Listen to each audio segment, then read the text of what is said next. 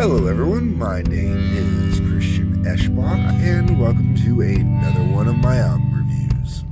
Alright, we're just going to get into this one, man. If we're going to talk live albums, we have to talk about the live album, Kiss Alive. Now, why do I say the live album? If you don't know the history of Kiss Alive, first off, it's Kiss sort of alive. There's a lot of overdubs in this due to recording problems, limitations. Some days the solos weren't quite on as they were at other ones, etc., etc., etc., blah, blah, blah, blah, blah, excuse. A lot of them are legitimate. Realistically, it's just trying to create as prim and polished of a product as possible. However, it is something that does happen very often with bands. Most bands in general, when they release a live album, they do have overdubs and polishing done to it. But Kiss Alive is the album that honestly broke Kiss. Kiss had released a few albums. They just were not getting the traction they needed. They were having a hard time picking up. They decided to bring out a recorder and do some live recordings, and that became the Kiss Alive album, which is now historical and is considered must own.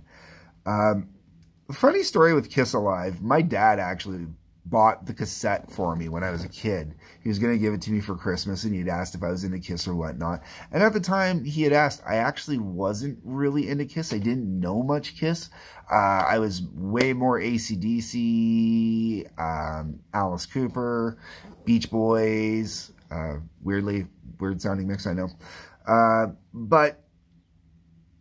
So I didn't end up getting Kiss Alive until I bought it for myself years later, and then my dad made fun of me for it because he was going to buy it for me. It would have been one of my first cassettes. It would have been my first Kiss album on cassette. Anyways, do I think you should own this album? Absolutely. I think if they haven't done it already, they definitely should do a digital remaster, a proper digital remaster, get the sound quality up to the level it should be. Because this has got some of Kiss' best songs, and hearing them done live really is something else. So you got Deuce, Strutter, Gotta Choose, Hotter Than Hell, Firehouse, Nothing to Lose, Come On and Love Me, Parasite, She. That made up the first vinyl, or in this case, the first CD. Now, with Deuce, that depends on how you feel. Strutter is one of those songs that you either love it or hate it from Kiss, but live, man, it's just got such an energy, man, it sucks you in.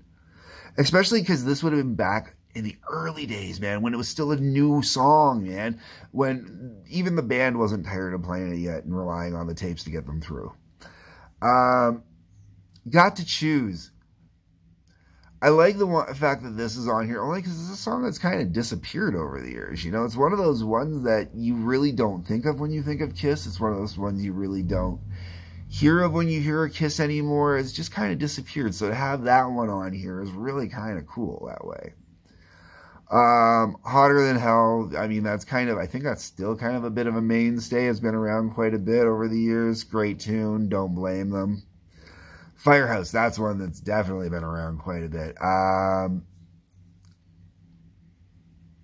don't know if Firehouse is one of those songs I'd necessarily say that, you know, should have stuck around all these years, but it's cool.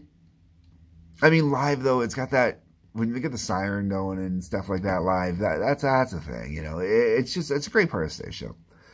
Nothing to Lose. Great tune, man. Great tune, great sing-along, great live song. Another one, though, I think that may have fallen by the wayside. I don't think it's played the way it used to. Come On and Love Me. This is one of those ones I'd have mixed feelings about. This is definitely one of those ones where I could see why the female demographic would get into this one. And realistically, Kiss trying to break into the female demographic is what it took with this album. Like, this album's kind of what helped get them in with the female demographic. And I know that sounds sexist when I say that, but it's actually a legitimate thing. Most people don't realize that when it comes to the music industry, especially for the longest time, women were the biggest purveyors of music. They were the biggest buyers of music because they had the most disposable income to buy albums and stuff like that. Guys usually were buying cars, repairing their cars, stuff like that. I'm talking the 70s, okay? When these were not they were stereotypes, but that's because they were the way of life kind of thing. Okay, so Come On, Love Me definitely would have been more what would have appealed to the female base, women. I'm not. All right, then you got Parasite, man. I've jammed this one out with my buddy Drew enough times, man. This is just one of those fun songs, man. Oh yeah, Parasite, baby. Yeah, okay. Love Parasite, great song, and live it's just fantastic, just absolutely killer live.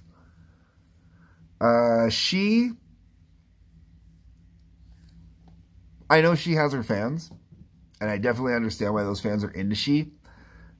It's one of those ones that's fallen by the wayside over the years, and I understand why. Watching You is not a bad tune. It's one of those other songs that's from that time period. I don't know how much it really carried forward. I'd have to double check. But it's not overly huge. 100,000 Years.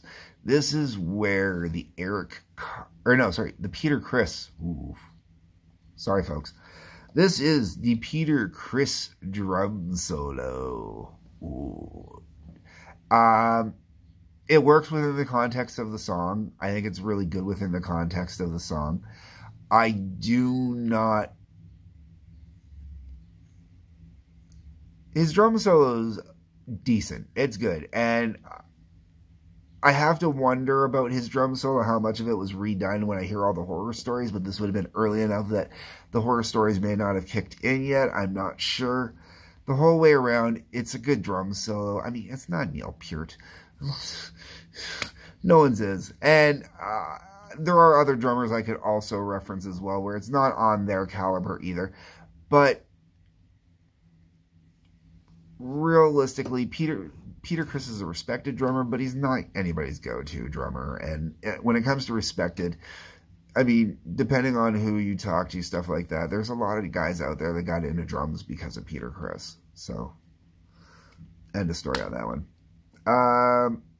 Okay, so 100,000 Years is followed up by Black Diamond, which is a great way to go and follow that up. And I like Black Diamond. Black Diamond's one of those songs that I've always kind of been into. I've always kind of dug. And I think it really kind of, I know amongst Kiss fans it's huge, but it's one of those ones that I think radio, I know it's partially because of the length of the song, but I think radio kind of horribly ignored in ways that just kind of suck. After that, we go into Rock Bottom. I dig Rock Bottom. Rock Bottom's a fun song. It's kind of funny that they do Rock Bottom and then Cold Gin. I get it, but I kind of probably would have went the other way. I guess, I don't know.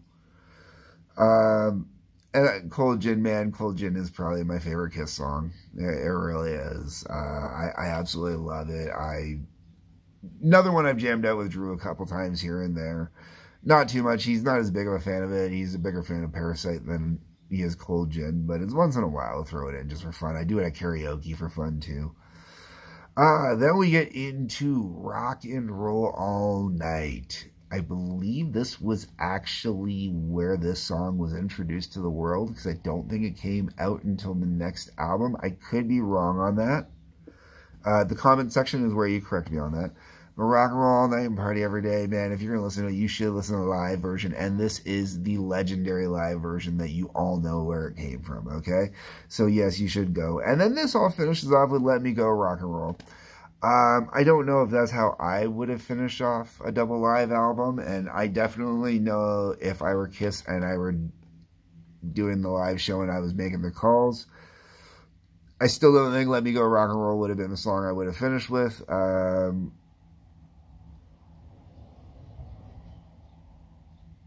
I didn't really have to actually think about that. I go back and take a look at the songs available at that time on what I would finish with. But based off of what's on here,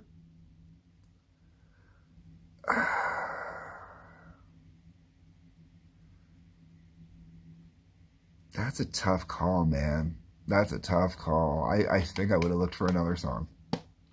Anyways, folks, those are my thoughts. Those are my views, my opinions. You let me know what you think. That's what the comment section is for. On your way down there, you're going to see a link to the TWA, that's Trampoline Wrestling Association. Please check that out. I've been plugging that a lot lately. Really cool stuff. New season is either out already or coming out soon. You've got to check it out. There's a link to the Howling Odyssey, which is where my music endeavors go. There is a link to Patreon, which is where you can go to subscribe to download stuff. And there's a like button, a subscribe button, a bell for notifications. If you could please hit those. Thank you.